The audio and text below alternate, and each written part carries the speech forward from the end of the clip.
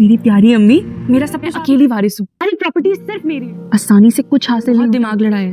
रात तो मेरा सोचो में गुजर गया कि क्या करूं। अरे मुझे क्यों लेके जा रही है? इन सबने मुझ पे इल्जाम तराशी की। देखते हैं तो सिर्फ हकारत की नजर से। कठपुतली ड्रामे के आने वाले एक साथ तो बहुत ही ज्यादा इंटरेस्टिंग होती हुई नजर आ रही है।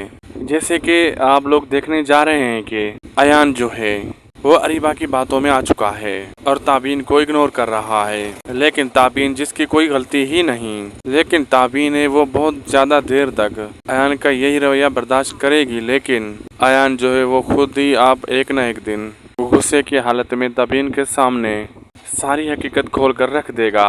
तब ताबीन को यकीन नहीं आएगा कि अयान को उस पर भरोसा नहीं। तब वो खुद ही इस रिश्ते को ख़त्म करने का फैसला कर लेगी। और ऐसे में अब अयान है उसके सामने आखिरकार असलियत तो आ ही जाएगी अरीबा की, कि जो कुछ भी इन दोनों के बीच हुआ था सब कुछ इसी अरीबा का किया धरा है। लेकिन वो अरीबा को तो कभी भी माफ़ नहीं करेगा। लेकिन अब वो ताबीन के पास जाएगा, उससे माफ़ी मांगेगा, लेकिन वो ताबीन भी इतनी आसानी से उसे माफ़ करने वाली नहीं, क्योंकि अब ताबीन तो उसके साथ मुखलिस थी और उसी के किरदार पर उंगली उठाई।